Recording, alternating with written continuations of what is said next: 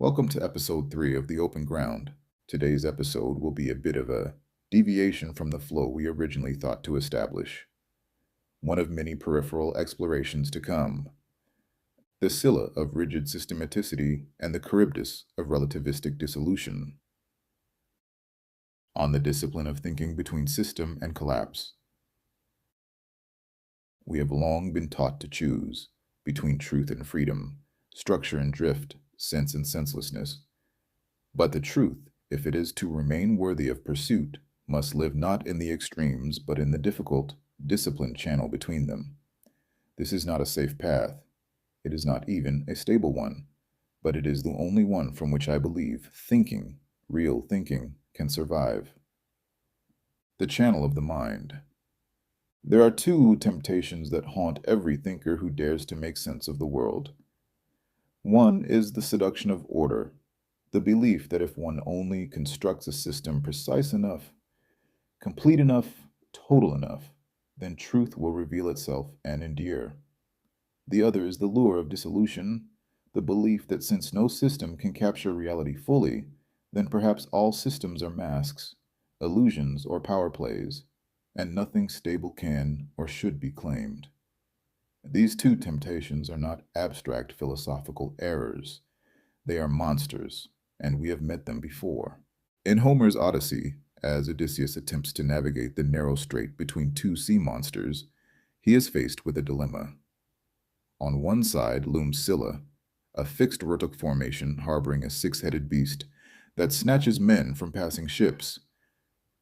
On the other side churns Charybdis, a whirlpool of chaos that swallows the sea itself. To steer too close to Scylla is to be devoured by fixity. To veer toward Charybdis is to be lost in dissolution. Homer's warning is not only nautical, it is epistemic, it is metaphysical, it is philosophical. Today we find ourselves in that same strait, though the terrain has shifted. The Scylla of rigid systematicity appears in our modern thirst for frameworks that explain everything: grand theories, ideologies, taxonomies, ontologies sealed against doubt. In philosophy, it rears its head in analytic reductionism, hyperstructuralism, or the belief in universal logics that overwrite context. In politics, it emerges as bureaucracy, authoritarianism, and technocratic overreach. It is, always, the attempt to make sense once and for all. But to reject Scylla entirely is not liberation.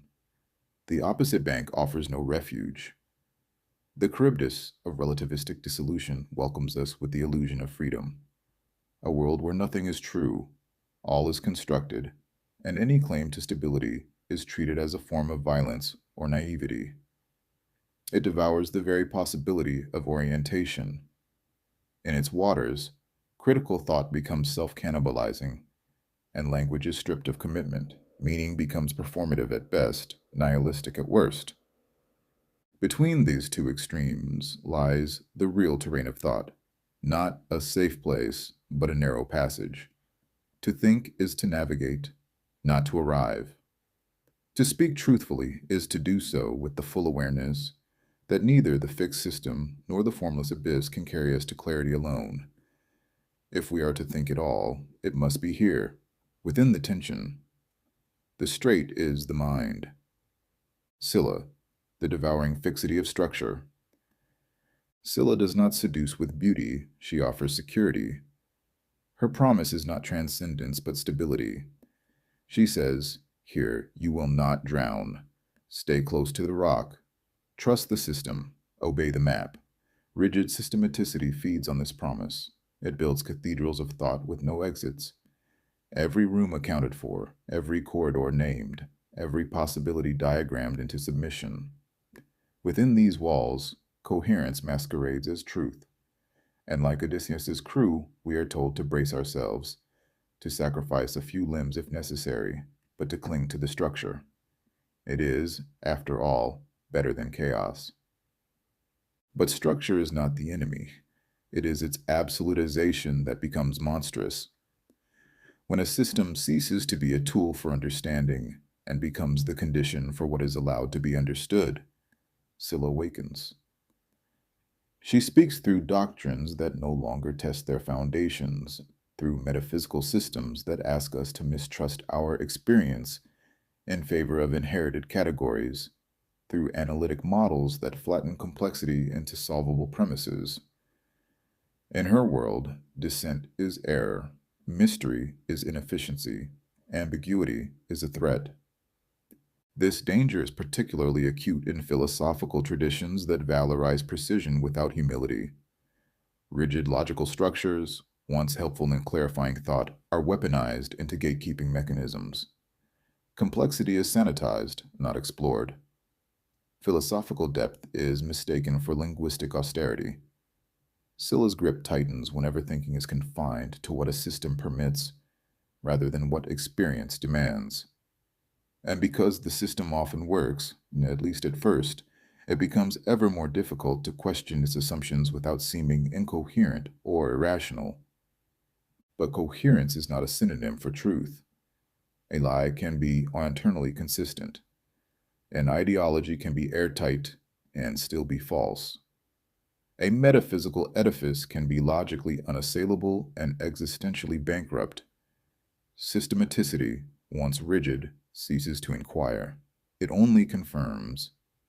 And so, what begins as a structure meant to aid understanding mutates into a fortress protecting itself from contradiction.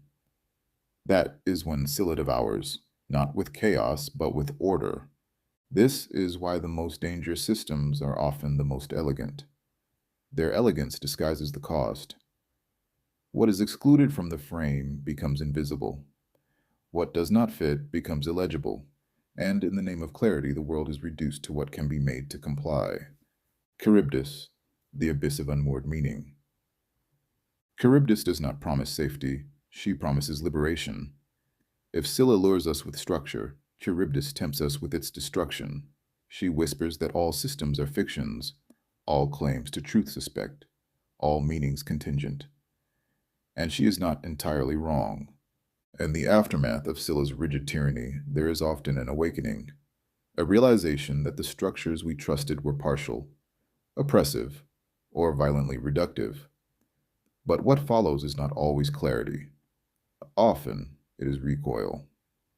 Charybdis is this recoil taken to its furthest limit, a rejection not just of one system, but of the possibility of system altogether. She is the churning void into which all coherence collapses. In her wake, meaning becomes not only fluid, but evaporative. This is the condition of much contemporary thought. In response to centuries of imposed universals, of fixed identities, absolute truths, and epistemic imperialism, we have swung into the open sea. No position is stable, no center can hold. Everything becomes interpretation, and interpretation becomes infinite. But infinity without orientation is indistinguishable from disintegration. The relativist fallacy does not lie in recognizing plurality. It lies in mistaking plurality for the absence of structure. It conflates the limits of a given system with the non-existence of any reference at all. When the possibility of shared ground is abandoned in advance, dialogue fractures. Disagreement becomes unintelligibility. Identity becomes solipsistic performance. Philosophy, in its worst form under Charybdis, ceases to be a practice of meaning and becomes a gesture of unaccountable expression. The paradox, of course, is that relativistic dissolution depends on what it denies. It must parasitize structure in order to negate it. It speaks the language of critique, but only by borrowing the very grammars it claims are arbitrary. In its purest form, it collapses into performative contradiction, asserting that all truths are constructed while insisting that this assertion escapes construction. And yet, to mock Charybdis is easy, too easy. Her presence is not accidental. She arises from betrayal, from the justified anger at Scylla's tyranny. She reminds us that those who claim to possess truth often wielded it violently. But her reaction, unbounded, becomes indistinguishable from surrender. Truth becomes taste. Ethics become preference. Interpretation becomes drift. Without some means of orientation, some compass, however imperfect, we cannot navigate at all. We may escape Scylla, only to vanish into Charybdis. The danger is not in critique, it is in forgetting that critique too must be grounded to remain coherent. The false choice. It is the trap of oppositional thinking to assume that survival requires allegiance to one side or the other. Between Scylla and Charybdis, we are told, there is no neutral path. One must either anchor oneself in structure, even if rigid, or surrender to dissolution, even if disorienting. The binaries press inward: order or chaos, system or freedom, reason or meaninglessness. But this framing is itself a product of the very rigidity it pretends to critique. It forces a choice where none is sufficient. It substitutes reaction for reflection. This is the false choice. The moment one attempts to step outside of rigid structures, the specter of relativism is invoked. If you abandon system, you abandon truth, warns Scylla. Yet, when one seeks to resist the churn of nihilism and insist on the possibility of meaning, Charybdis responds. If you invoke structure, you return to violence. In this dynamic, each extreme justifies the other. Systematicity points to relativism's incoherence. Relativism points to systematicity's oppression. But the binary itself is what must be questioned, not merely the sides it offers. Philosophy, at its best, does not resolve this tension. It sustains it. The thinker does not escape the strait by building a bridge or choosing a bank. The thinker learns to steer. To think is not to find safety in system or in fluidity. It is to become a navigator of tension.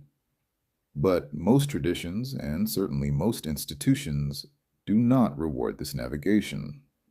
They reward allegiance. A thought is valued not by how well it bears complexity, but by how clearly it signals position. You must either be systematic or critical, a foundationalist or a constructivist, a realist or a relativist. These are not philosophical positions, they are epistemic postures enforced by a logic of binary survival. What is lost in this false choice is the recognition that meaning is neither fixed nor formless. It is relational. That truth does not reside in system or in flux, but in the dynamic interplay between them. To speak meaningfully, to live meaningfully, is not to flee from this tension, but to confront it. Endurance, not resolution, is the mark of intellectual maturity. The demand for final allegiance to Scylla or Charybdis is the death of philosophy. It is the end of inquiry.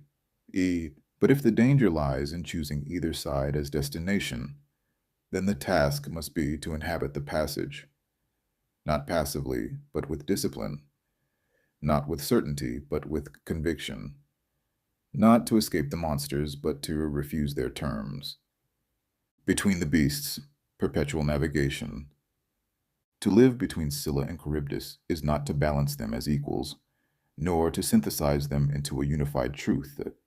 It is to accept that no singular system can save us, and no total dissolution can guide us.